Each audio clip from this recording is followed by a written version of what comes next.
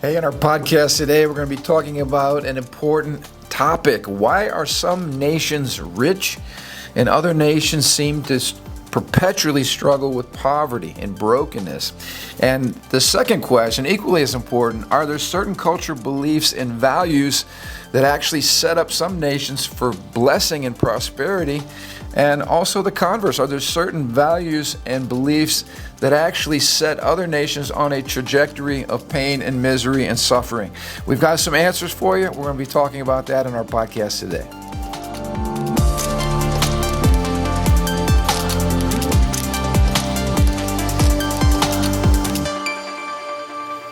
Hey, welcome to the Ron Johnson Discipleship Podcast. Here we are again. We are so excited to chat with you. And what you all don't get to see is the pre-podcast discussions that Pastor Andrew and I have. We have to literally say, stop, quit talking. We need to save this content for when it's live. So this was another one of those mornings when we're laughing and cheering excitedly. Isn't it amazing? When I first was introduced to Christian worldview, it just made me come alive because I realized, wait a minute, the Bible and truth is the foundation for everything, and when you see kind of the ripple effects of biblical truth and understanding and the impact that it has in a real world, not a mystical world, but like real world, it just invigorated me. And I joke around before when I was off at Regent University, which of course was a Christian university, where they tried to immerse every subject matter in biblical worldview. I could still be in school just because it is amazing to me when a mind comes in contact with truth, with a capital T, absolute truth, and you see the impact of ideas for good and bad.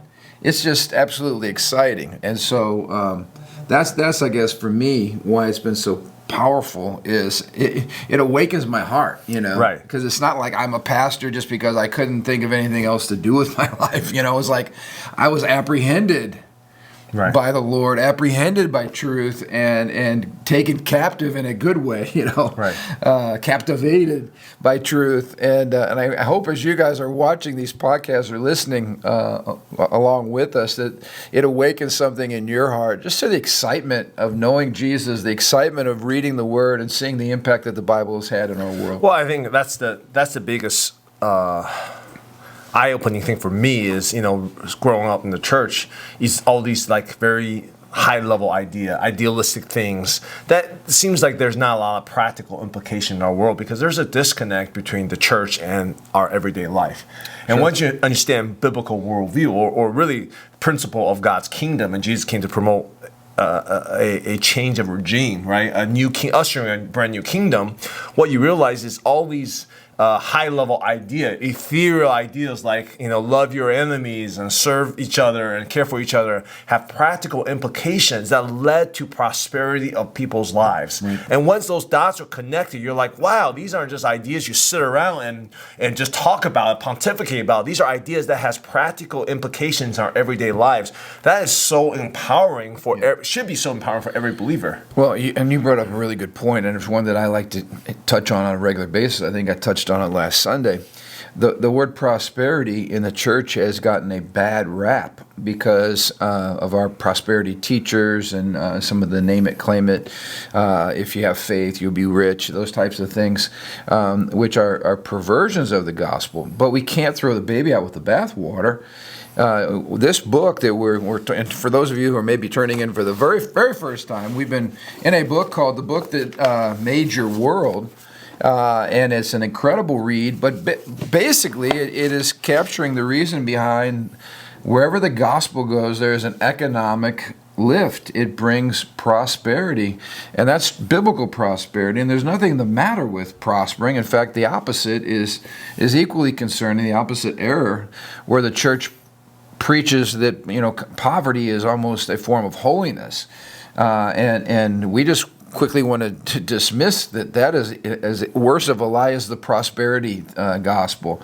There's nothing virtuous about poverty for poverty's sake. Prosperity means you not only have enough to take care of your family, but you have enough to care for other people and to help the poor and to help those that are less fortunate. Right. So prosperity is a biblical thing, and I think this book, especially this chapter, which is called True Wealth, this chapter does a great job of giving the noble purpose behind why nations prosper. And so let's just talk about that, because this is a controversial topic today. Why are some nations poor and other nations rich? The progressive answer is that basically that white people exploited everybody else, and that's why certain countries are wealthy. It's because they have exploited other classes of people and plundered, other people's resources. Or it's the old inequality of resource argument, right? Some nations naturally have more natural resources while other nations don't. But what we find is people are the same. They're made in the image and likeness of God. Planet Earth is the same. There are resources in every nation of the world. You have some of the most impoverished nations with great natural resources. Absolutely. So that's not necessarily the factor, right? So I think about Venezuela, incredible oil and gas resources, but they're impoverished now because of communism, communist dictator. So the question, again, why are some nations wealthy and some aren't? So that's what he's addressing. And he asks the question, do cultural beliefs and values condemn whole cultures to poverty? And the converse would equally be true. Do certain cultural beliefs and values actually set up other nations for incredible wealth? Yeah. And I think he makes a good case of talking about that. So set the stage for us. He's talking about the World's Fair 1851 in London. And he introduces us and maybe our listeners today to an historical figure who made a humongous impact and who had a display there in fact, it was part of the American display at the World's Fair that was mocked and ridiculed. It was in London, this World's Fair, and all the European nations brought their arts and their prestigious, architecture, their wealth, and then you got these two American inventors who brought something that's practical, right? It's a reaper, right? It's some type of wheat reaper or something like that. Yes. It's a functional farming equipment that helps it be more efficient. In fact, the London Times, the newspapers have been doing this, I'm realizing now, for centuries, right? The London Times ridiculed this horse-driven reaper created by Cyrus McCormick. They ridiculed it as a cross between a flying machine, a wheelbarrow, and a chariot. And so the elite were mocking the Americans who were considered backwards. And here on display was this massive diamond that coming from India that was put in the Queen Victoria's crown. And you go to the American exhibit, and it was again ridiculed as the prairie ground exhibit. And here's this reaper that looks like some crazy flying machine. Nobody really knows what it's all about. And Americans were ridiculed because they were kind of the new world. They were the backwoods, pioneers. And yet, in a short amount of time, the West catapulted into incredible economic prosperity. And part of it was because of this guy, Cyrus McCormick, who he spends a lot of time introducing us to. This reaper was capable of harvesting 20 acres of land a day. Now, when you think about the old sickle route, right? When you're out there swinging the sickle, imagine, 20 acres is roughly the amount of ground that Living Stones is on. Imagine swinging that sickle all day long and seeing how far you'd get, doing it all by hand.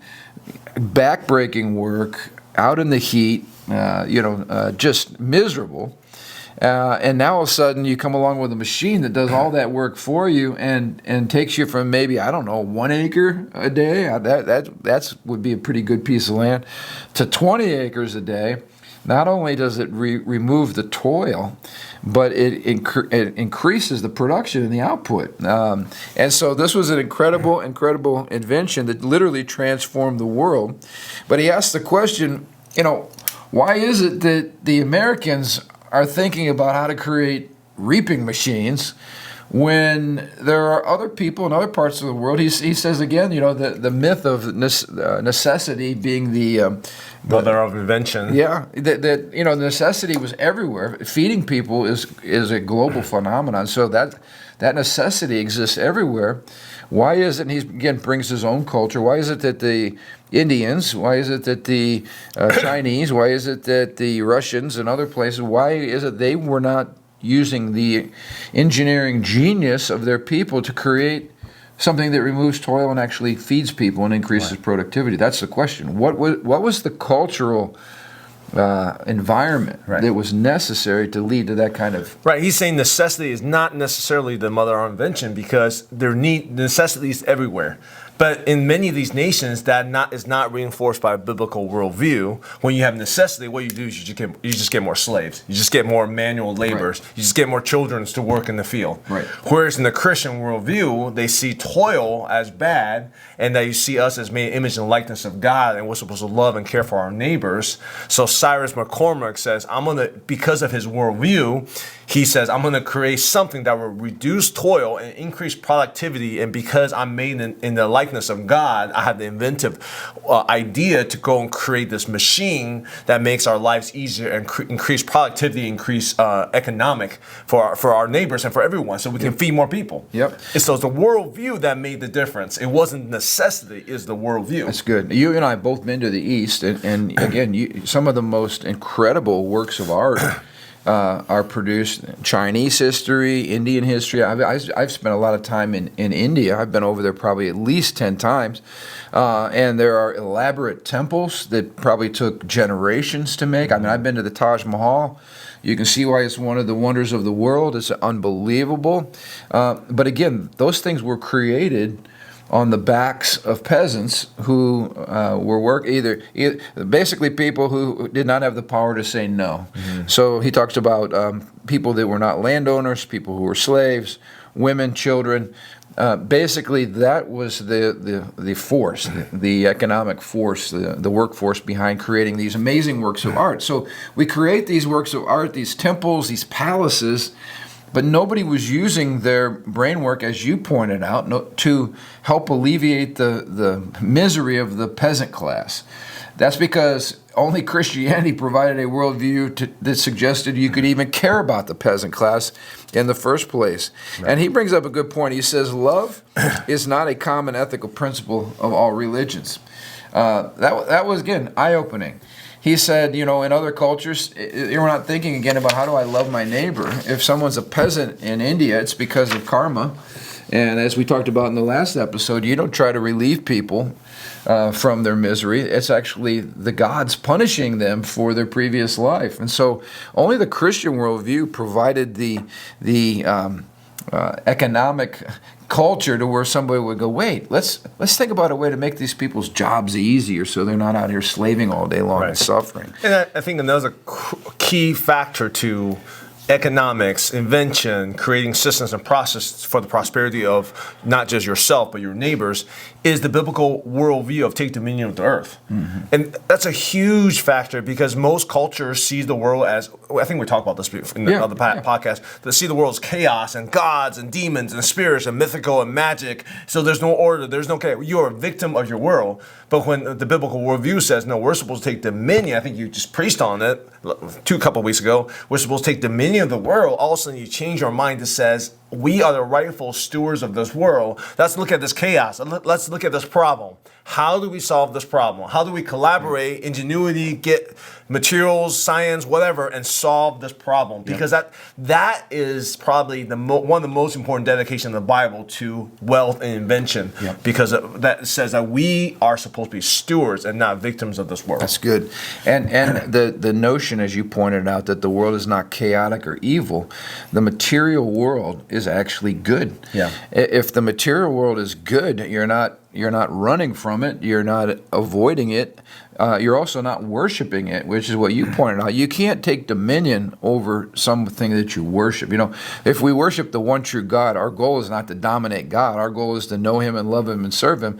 It's the same thing with planet Earth. If you worship the earth, you're not going to take dominion over that river and use it to irrigate your plants, you're going to worship the river while your people starve to death.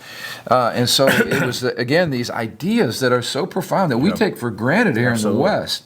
But we should not take them for granted because they are literally building blocks of creating a culture which leads to economic prosperity. And so, a great point. He's also said, we talked about this last week, the hallmark of Indian spirituality was detachment. And so, in many of these cultures, the spiritual person, right, the priest, the pastor. Right. Well, what was Pastor Ron doing? Was he out among the people? Was he helping alleviate misery? Was he feeding the poor?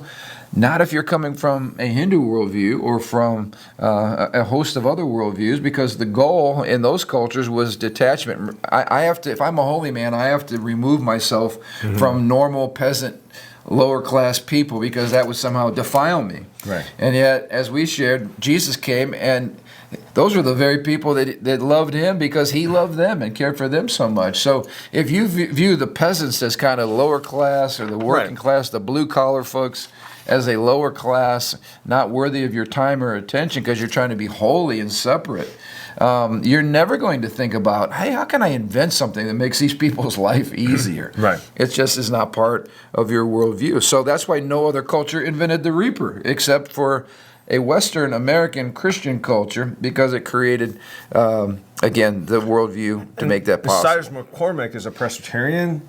I think his father came from the Puritan tradition, the Protestant work ethics.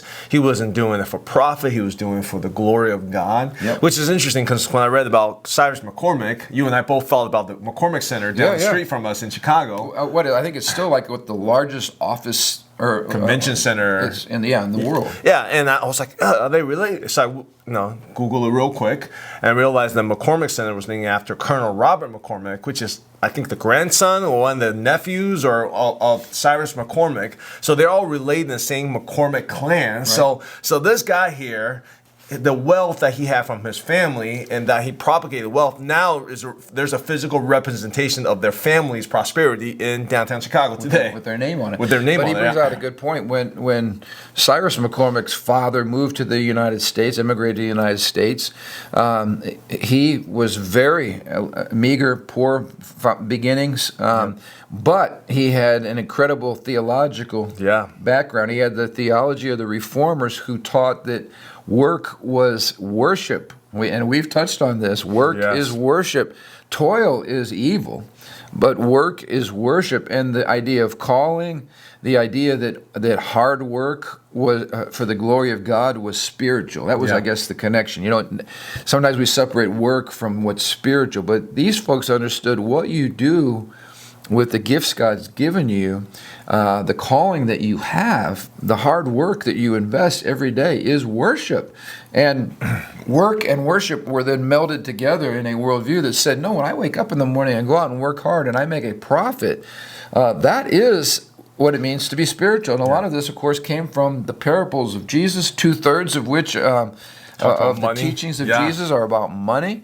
And these guys were immersed in the Bible, and they understood that when the master gives you talents, he expects you to bring a profit on what he has given you. And so profit becomes a matter of stewardship, and stewardship becomes a matter of spirituality. What a connection. Again, these are crazy connections that nobody in other cultures was putting together. So today we have a degree of that. We have workaholism. We have people who work really hard, strong work ethics, innovation, but we just don't have the glory of God part. Right? Well, it's been removed. Which we'll talk about that in later, how that also has a detrimental impact on culture after, if you have the work ethics part, but not the rest of it. But right now we take all that for granted, not realizing that came largely from the Protestant traditions, from the Reformation, to say the best way for you to worship is for you to work hard for God's kingdom, use your creativity. They discover that in the Bible and they change the world. That's incredible to me. So this whole idea of Protestant work ethic, that phrase was captured by a sociologist by the name of Max Weber. And I want to read a quote from the book about what Weber had to say. He said, but at least one thing in the Protestant mindset was unquestionably new: the valuation of the fulfillment of duty in worldly affairs as the highest form which the moral activity of the individual could assume.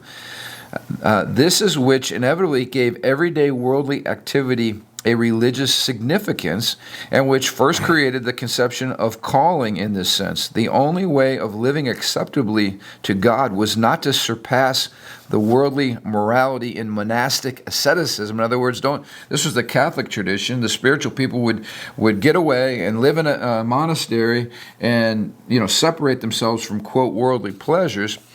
He said, but solely through the fulfillment of the obligations imposed upon the individual by his position in the world. This was his calling.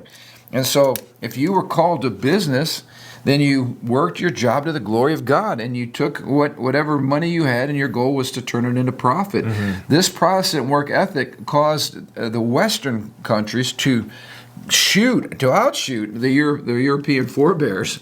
And in a short amount of time, the West became an economic powerhouse, but it became a powerhouse not because we had smarter people, not because we had more natural resources, not because we're exploiting people, but because just the opposite, because we're using our gifts and seeing work as something honorable and actually as worship. Yeah. What a radical idea.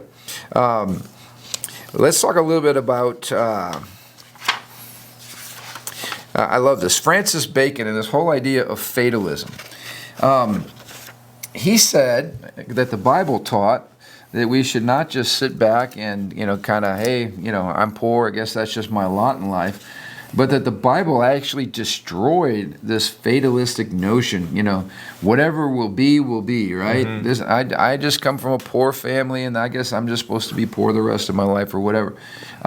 Let's talk about that a little bit. So talking particularly about the lessons from the children of Israel, the Hebrews, and their initial situation in Egypt, and yet how God turned all that around. So right. How does the Bible inspire one to entrepreneurship, which is risky, or to just saying, hey, my life I'm stuck in poverty right now, but I don't have to live here. Well, I think this is very relevant to our world today. I'll share why in a second.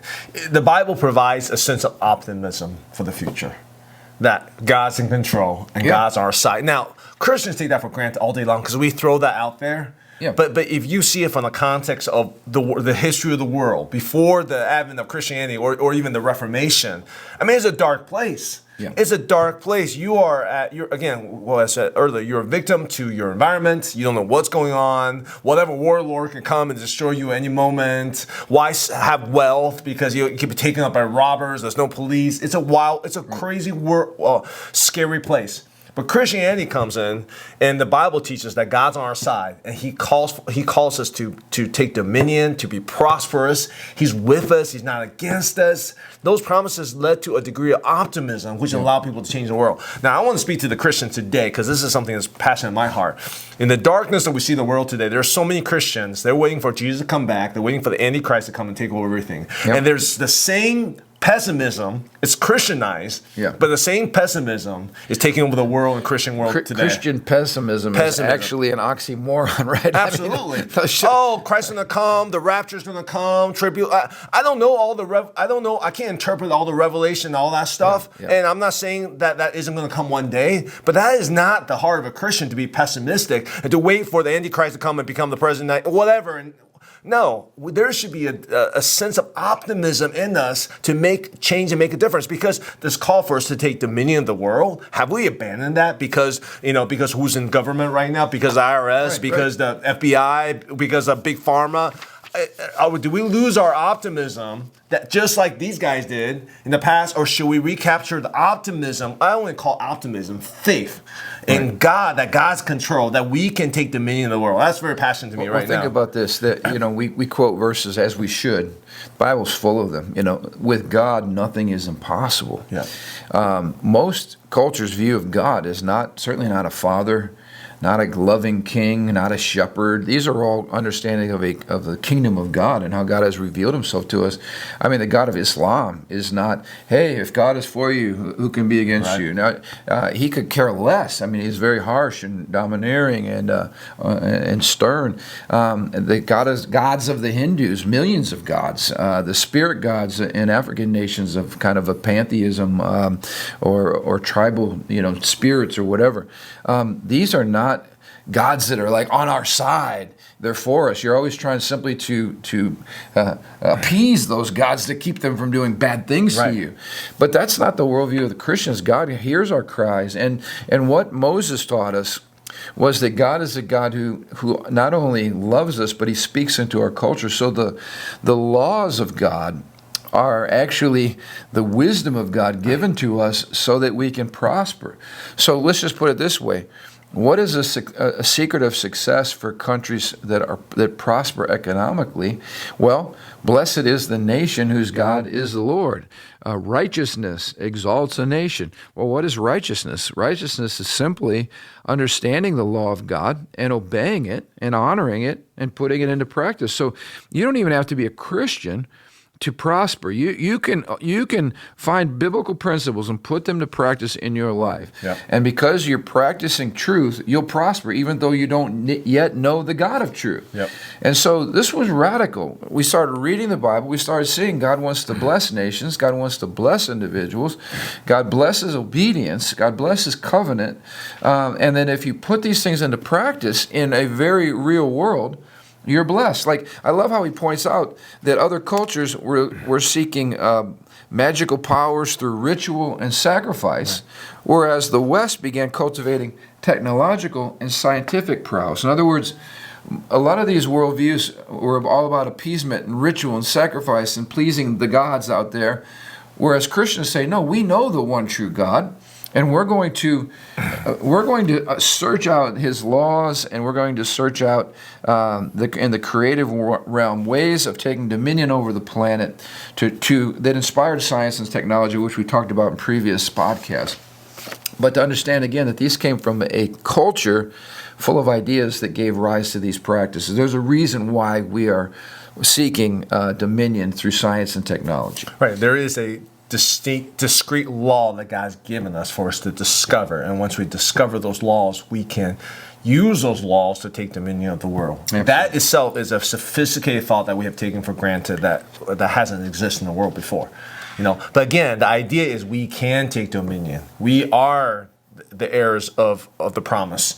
The meek shall inherit the earth. I mean, all of these are very optimistic ideas that's introduced by Christianity that was in the world before. And I feel like in many ways, we modern Christians have lost sight of all those things.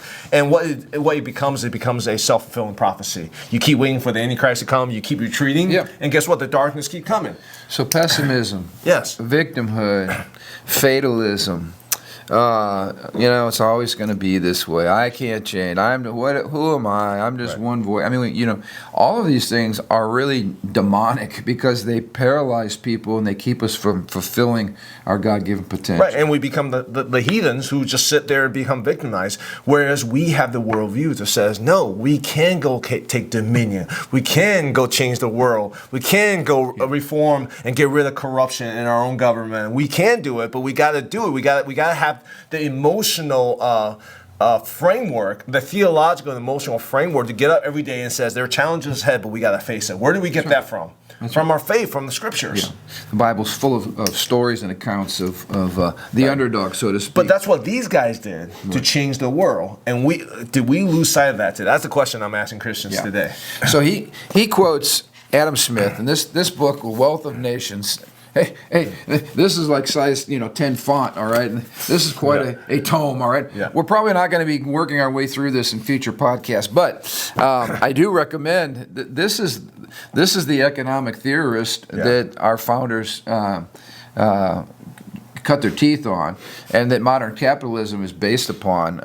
It's right there. But I want to quote again from our author. He says, Adam Smith had observed, as do some of today's ecological economists, that the universe has been so structured by its creator that in seeking their self-interest, creatures help to maintain the grand economic balance. We may strive to make money in our self-interest, but if we do so within the boundaries of moral limits, then the Creator's invisible hand turns our labor into a matter of public good. Now, this was a radical concept. In other words, self-interest within the bounds of moral integrity, right, is not a bad thing. In other words, why do you get up hard and go to work? Well, because you're getting paid for your job, and if you work hard, you make a good living. If you make a good living, you can provide for your family.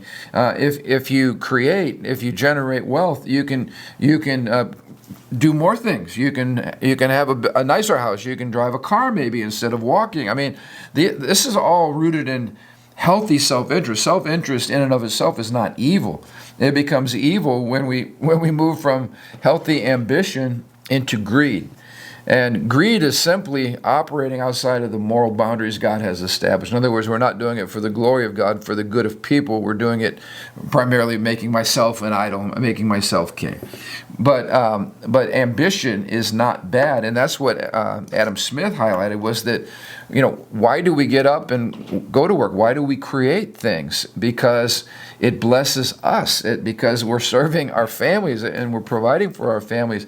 And I think this is an important thing to understand. The failure of communist countries is they violate the command of God by stealing they don't recognize private property, and then secondly, they steal the private property of their citizens. And so let's just take a look at our neighboring state, Illinois.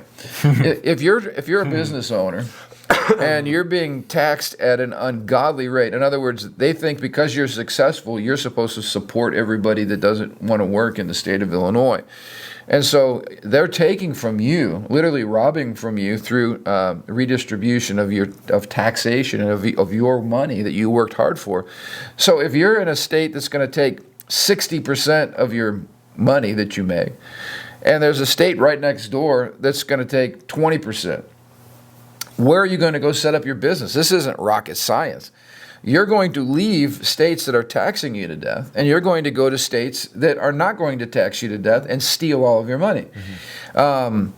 Because this is called enlightened self-interest. Like, I'm a fool. Why would I want to work hard for the state? I have no desire to work hard for the state. Why would I want to invent for the state if the state is going to steal my intellectual property? And so the rule of law, that kings are not able to steal from us, the rule of law that says there's no chaos allowed in the marketplace in terms of robbing and stealing ideas or whatever. So we have copyrights and we have things like this. Where did all this come from? This came from an understanding that God is a lawgiver, that the law is to protect the rights of the individual, not the collective masses, and that when those laws exist, and I know that my idea will not be stolen because of copyright laws and so forth, it incentivizes creativity. It incentivizes businesses to start and to take the risk involved in creating a new business. This is how you generate wealth, not by stealing from people through taxes, and not by stealing people's ideas through corrupt laws. The biblical worldview says the king is not above God. Right. God's above everything. So his law, everyone submits under the law. The king submits under the law too, because the law belongs to God. So imagine if that's not the case, and you're a business owner, you go into this nation to create a business, and at any point the king can come and just take your money. Would you even try? Will you take the risk, the hard work? Will you innovate and create a business in that nation? You would never do that, because there's no stability, and you work hard, and all of a sudden anybody can come and just take everything. Yep. So in that nation, there's no infrastructure, because what business owners or business innovative entrepreneur comes is they look at the chaos and they solve problems and they create order out of this chaos, and they work hard to do it and they compensate well for it. That's really the heart of a biblical entrepreneur. They create, like God, reflection of God's image. They look at chaos and they create order. Now, if there's no infrastructure, moral infrastructure, the government come and just take whatever you want, no one's going in there to do that. So the framework for God, for a moral God, for a law that transcends the government is so important for the prosperity of any economy, because of the entrepreneur. That is the secret to keeping a nation wealthy. And the infusion of capital. No one is going to invest capital in a country where that capital can be confiscated. So if you're a Western investor and you're seeing amazing opportunity in an Eastern country, let's just say, but it's not a Christian worldview, maybe it's communism, or maybe it's just chaos, or maybe it's led by a totalitarian tyrant, you're not going to take your hard-earned capital and invest it in that business. As you said, when tomorrow the government can say, we're going to take this coffee shop. It's now property of the government. Right. Or we're going to steal this land. We need it for something else, so you're out of business. And it's the same way. We're dealing with this, by the way. We've seen kind of this crony capitalism. We saw it under the Obama administration when he was bailing out certain businesses, but not other businesses. Too big to fail, kind of the argument. We saw this during COVID when the government was coming in and saying, you're not essential. You are essential. You can stay open. You can't stay open. And literally watching so many smaller businesses be driven out of business by government. This is the kind of government behavior that destroys and puts a throttle on economic growth. Well, let's be clear. You can go to these communist countries and you hand the money to the right people, and you yourself can make a lot of money through these, these means. Greasing the palm. But it will not provide wealth for the nation, and that's the key. This is not just about you getting wealthy. It will not provide prosperity for the nation as a whole because of there's no even playing ground. It's through these corrupt hands. So again, we're talking about the prosperity for not just yourself, but for the whole nation, as the Bible has commanded us. You need a moral infrastructure. That's my point. Yep. And McCormick, because the West had that moral infrastructure, this was in the 1850s. He amassed a family fortune of over $10 million, which, as you said, is probably like closer to $1 billion today. But he did some really innovative things. I love this. He was the first to introduce field trials. So instead of just buy my reaper, trust me, it works, he'd say, no, take the reaper out. And let's do some field trials. Let's compare the reaper's work with your guys over there with the sickles, and let's see the difference. And he actually came up with the fact that for every $1 that you spend on this machine, you're going to save $100. Now that's an amazing sales technique. Right. So he did some pretty crazy things. He invoked a guarantee. If you buy this, I guarantee this will happen. If it doesn't happen, your money back. Right. Well, wow, that was a radical idea. Testimonials. Right. Where I go Google reviews. Hey, Pastor Andrew, you bought my reaper last year. How's it working for you? Right. So the whole satisfied customer. Yeah. In other words, honesty in marketing, not shady marketing, not selling something that's a lie. And cash and deferred payments. So he'd say, look, okay, so you can't afford my reaper, but I'm so convinced that this reaper is going to generate profit that I'll let you use my reaper for a year before you have to pay anything. So the whole idea of deferred payments. Now, all of this is rooted in trust, fair play. Contract. Rule of law, and a healthy confidence that what I'm sharing with you is true. Right. I'm not selling you, these Ginsu knives. Buy now, and they're really plastic and they don't work. No, this is like real life. Take this out, touch it, work with it, use it. Yeah. So this was radical stuff. And you brought out a good point. Back in the day, if something said made in Japan, you laughed because you knew it was garbage. But the Japanese started saying, wait a minute, we've isolated ourselves, we're not letting anybody in, we're falling behind in technology, we need to learn from other nations. In other words, they employed a healthy humility. Right. And now Japan creates some of the finest products. Before, if you had a car made in Japan, it was a piece of junk. Now the Japanese automobiles are some of the best engineered in the world. Yeah. And all this happened because they began to learn from the West. So it's interesting because this author, I appreciate it because he covers all kind of perspective. He's like, well, if biblical worldview, Western civilization caused prosperity in the nation, let's talk about some of these Eastern nations that's prosperous. So he mentioned Japan, he mentioned India, he mentioned China, and basically his argument is that these Eastern nations saw the West and they start imitating the West, and Japan was the first one who says, what, we cannot be isolationists. We got to learn, we got to grow, and they become very prosperous, And I will add South Korea into that mix. Of course, South Korea is highly Christian, has a lot of biblical worldview understanding that calls it, compared to the North, for example. Oh, yeah. But, go ahead. No, I was just going to say, he brought out a point that the Japanese learned from the Dutch. Yeah. And why were the Dutch so prosperous? Because they understood that if their calling was to make watches, then they were going to make watches to the glory of God, and excellence was non-negotiable. If you're doing what you're doing for the glory of God, you're not going to offer God subpar product.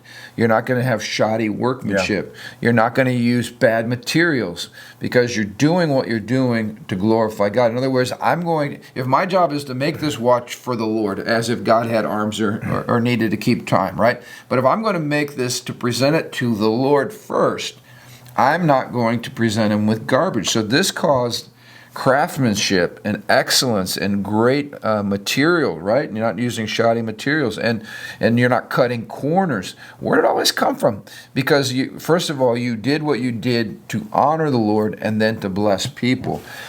The Japanese did not have that as part of their worldview, right, but the Dutch did. They took it from the Dutch. So they copied, they influenced them. Now, what's very interesting to me, you remember back in the 90s, like we thought Japan was going to take over the world. But something happened in which something stopped this economic powerhouse.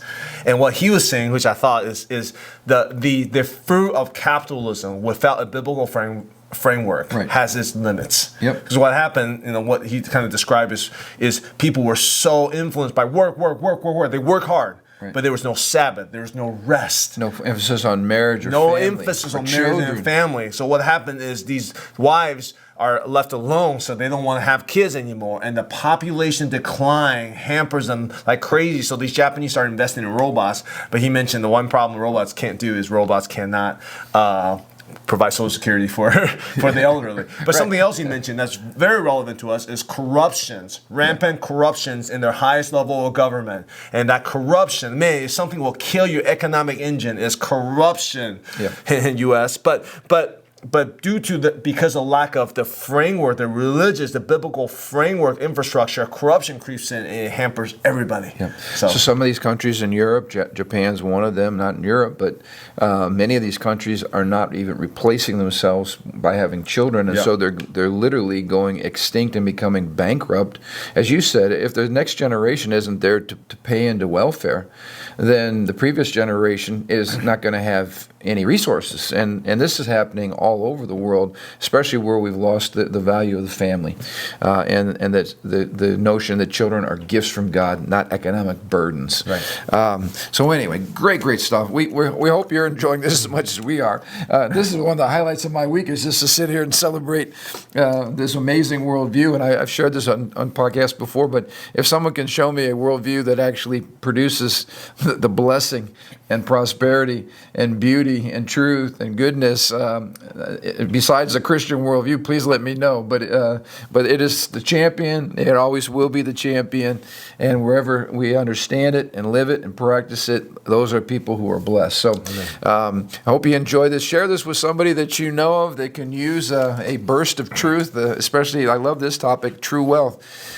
These are things, again, that are more relevant than ever. We're talking about these in our culture, economic discussions in Congress, so forth, debt limits and all this debt ceilings, and oh my gosh. So all this is incredibly relevant, and we hope it's helpful to you. Hey, so we'll look forward to getting together with you next Thursday. Until then, have a great week.